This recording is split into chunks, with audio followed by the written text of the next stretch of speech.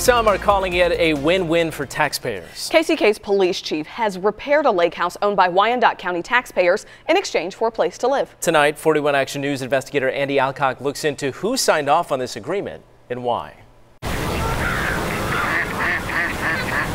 It's one of the most beautiful places in the metro area. Ducks and geese make their home at Wyandotte County Lake Park. So does KCK Police Chief Terry Zeigler. I like it out there. I bike ride, I fish, I kayak.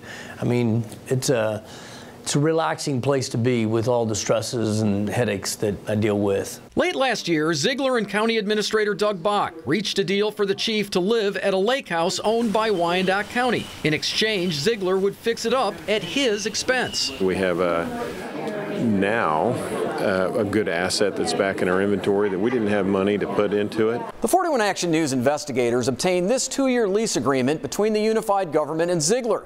The agreement has Zeigler paying escalating rent as the home is improved. $500 a month from January through June of 2018, $800 a month from July through the end of the year, and $1,000 a month for all of 2019. He's not written a check like a rent check to the unified government per se, correct? No. County records we obtained through an open records request show Zeigler has received more than $18,000 in credits towards that rent. It includes more than $12,000 the chief paid for expenses like new carpeting, appliances, and lighting. Zeigler also charged 263 hours in labor at $21.92 per hour from late last December until July 26th. How did we come up with that particular figure? That was a number that the administrator's office looked into to see what are they paying laborers.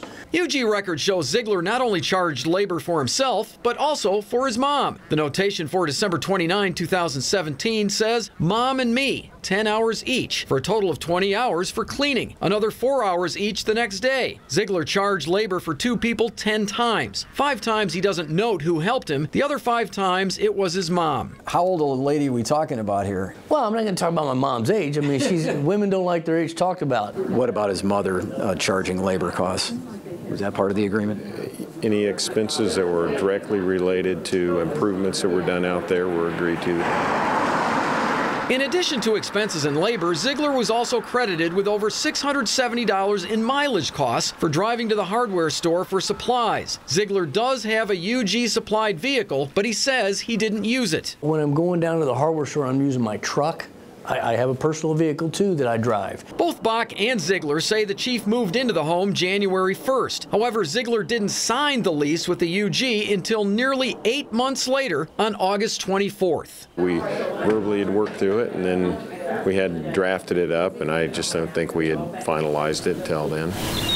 A week after the lease was signed, Bach sent this memo on August 31st to the mayor and board of commissioners explaining the deal. He notes rent will be $1,000 a month beginning in 2019. But Bach doesn't say because of the credit Zeigler has towards the 2-year deal, the chief owes less than $1,300 for the remainder of the lease. He also didn't tell the mayor and commissioners the UG is paying Zeigler's electricity and water as part of the deal. I would anticipate staying there until I retire, at least. As to where we go in the future, I guess we'll see where that goes. We asked for photos and receipts for Zeigler's more than $12,000 in home improvements, but the UG did not provide them. I'm investigator Andy Alcock, 41 Action News.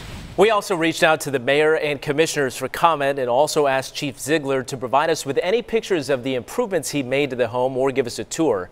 None of those requests were granted.